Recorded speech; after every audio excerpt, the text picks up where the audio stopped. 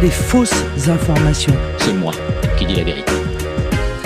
De ces fausses nouvelles. You are fake news.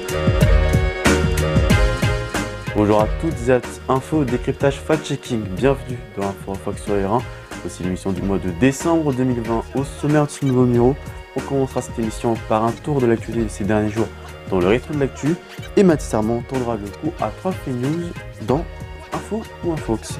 Tout de suite, l'heure de faire un point sur l'actualité de ces derniers jours, c'est le rétro de l'actu. L'épidémie de Covid-19 ralentit progressivement en France. Le pays enregistre en moyenne 10 000 nouveaux cas de contamination par jour, contre 50 000 fin octobre. Dans ces conditions, le président de la République a annoncé il y a une dizaine de jours la sortie progressive du confinement. Les commerces sont déjà rouverts et d'ici le 15 décembre, ce sera au tour des théâtres, cinémas et musées d'accueillir des visiteurs. Le confinement sera levé et laissera place à un couvre-feu sur l'ensemble du territoire, sauf pour les réveillons du 24 et du 31 décembre. L'exécutif a aussi évoqué la question du vaccin. 200 millions de doses seront disponibles. Les personnes en EHPAD, résidents comme personnels, ainsi que les personnes âgées seront les premiers à en bénéficier entre la fin de l'année 2020 et le début de l'année 2021, suivis au printemps par les personnes de plus de 50 ans, les personnes avec comorbidité, puis le reste du grand public. À noter que les enfants et adolescents ne sont pour l'instant pas concernés par la stratégie de vaccination. Le troisième président de la Ve République, Valéry Giscard d'Estaing, s'est éteint ce mercredi 2 décembre des suites du Covid-19 à l'âge de 94 ans. Il avait été président de la République entre 1974 et 1981. C'est durant son mandat qu'il y aura eu le droit à l'avortement, le divorce par consentement mutuel, la défense des femmes, entre autres. Valéry Giscard d'Estaing ne souhaitait pas qu'un hommage national lui soit rendu. Son choix a été respecté et il fut enterré dans l'intimité familiale dans la commune d'Auton ce week-end. Ce mercredi 9 décembre est décrétée une journée de deuil national par Emmanuel Macron, ce qui signifie notamment la mise en berne des drapeaux partout en France. Un sujet fait grand bruit en ce moment, les violences policières, d'autant plus avec l'affaire Zecler, cette vidéo où l'on voit un homme se faire frapper, tabasser et selon des témoins insulté par des policiers. Une affaire d'autant plus compliquée qu'elle intervient au moment où l'article 24, qui vise à l'encadrement des vidéos montrant des policiers, est très contesté par de nombreuses personnes. Ce week-end encore, des milliers de manifestants ont manifesté contre cet article, manifestations qui ont dégénéré, blessant plus de 60 policiers qui ont, eux, procédé à une centaine d'interpellations. Le ministre de l'Intérieur a condamné ces actes. Tout de suite, c'est l'heure de Info ou Infox avec Mathis Armand. Bonjour Mathis. On commence avec le document Hold Up qui a fait beaucoup parler de lui ces dernières semaines. Ce dernier, est censé dénoncer les mensonges autour du Covid-19, déclare que le virus a été créé par l'Institut Pasteur. Est-ce vrai ? Alors bonjour Théo, bonjour à tous. Alors effectivement, une polémique s'est lancée sur les réseaux sociaux après la diffusion ce 9 novembre d'un documentaire qui est appelé Hold Up. Celui-ci relate des contre-vérités, c'est-à-dire qu'ils remettent en cause ce qui est dit dans les médias traditionnels, et on peut dire qu'ils appartiennent à ce que l'on pourrait appeler les théories conspirationnistes. Et ces théories sont liées à la Covid-19, dont une qui a particulièrement été partagée, c'est celle sur la possible invention de la Covid-19 par un laboratoire français très connu, c'est l'Institut Pasteur. Et donc c'est faux, d'autant plus que les arguments défendus ont déjà été contredits plusieurs fois, puisque cette rumeur date depuis le début de l'épidémie. Et Hold Up s'appuie pour appuyer sa thèse sur des professionnels comme des avocats, des politiques, des soignants. Ce qu'ils montrent d'ailleurs dans leur bande-annonce, afin de donner plus de crédit à ce qu'ils racontent. On a par exemple un pharmacologue qui intervient, Jean-Bernard Fourtillan, et qui assure, document à l'appui, que plusieurs brevets prouveraient donc que le virus a été créé par l'Institut Pasteur. Cependant, les documents de l'Institut Pasteur sont publics, accessibles à tous. Ils comportent bel et bien des descriptions de séquences de coronavirus, mais celui de 2002, qui a causé l'épidémie de SRAS l'année suivante. Mais en revanche, il ne s'agit pas du SRAS-CoV-2 que l'on connaît aujourd'hui. Donc vous voyez, les arguments avancés sont un peu constitué de briquets de broc en mêlant confusion, détournement, qu'un citoyen lambda pourrait facilement croire, et s'il n'est pas bien informé, c'est tout l'enjeu de l'information aujourd'hui.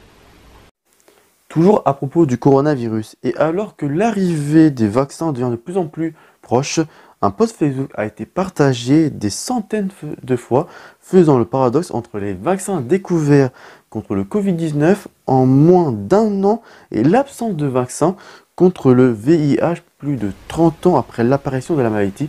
Peut-on vraiment faire cette comparaison? Alors, c'est vrai que le vaccin pour la Covid-19 a été trouvé assez rapidement. Il y en a même plusieurs de différentes sociétés pharmaceutiques comme Pfizer et Moderna chez les Américains et BioNTech pour les Allemands. Sans compter ceux qui sont à des stades un peu plus expérimentaux et moins avancés.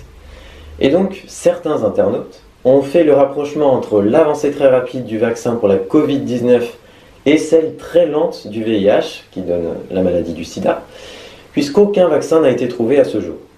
Et alors, un visuel, donc un internaute a publié un visuel qui a été beaucoup partagé sur Facebook.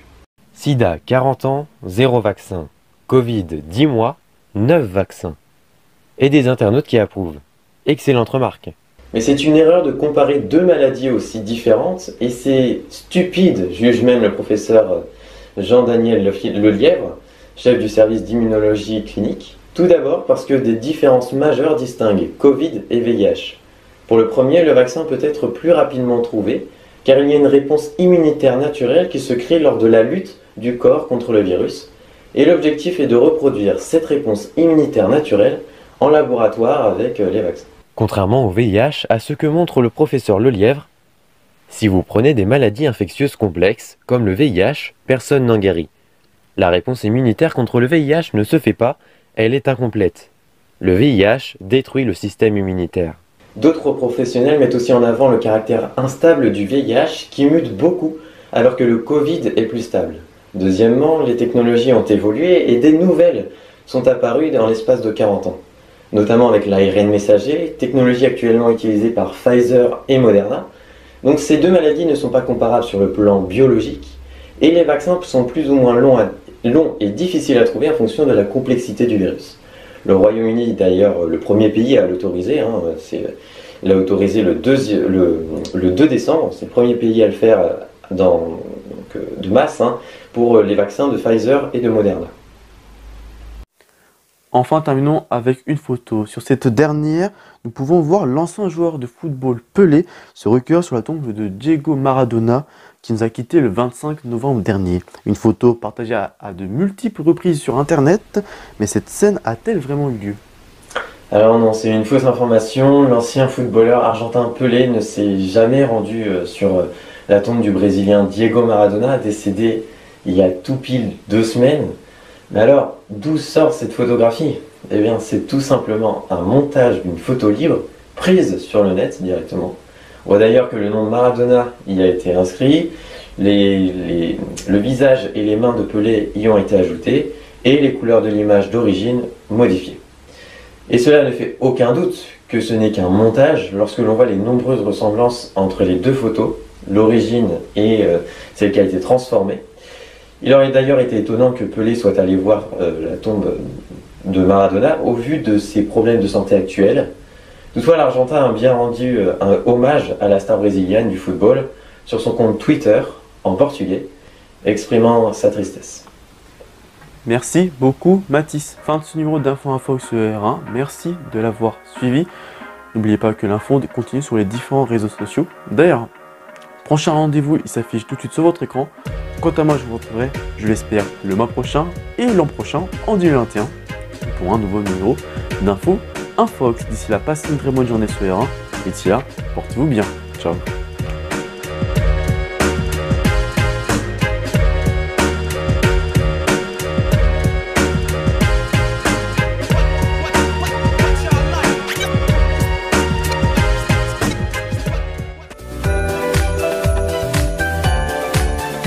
À l'heure où l'info va de plus en plus, je vous donne rendez-vous le second mercredi du mois à 16h sur R1 pour Infox au programme décryptage et fact-checking de l'actu des dernières semaines avec nos journalistes.